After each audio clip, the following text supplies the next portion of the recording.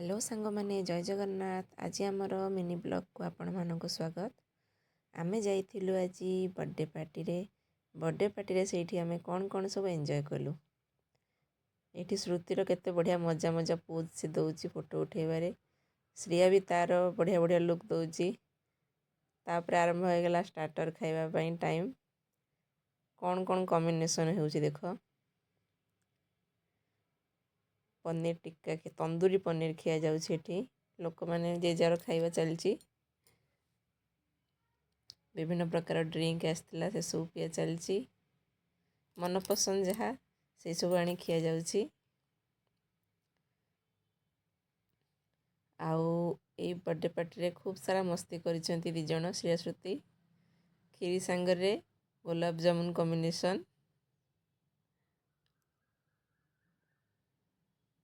श्रुतिर आउरी एजाए पेट पुरीबार ना माने तार ना नबार नाही।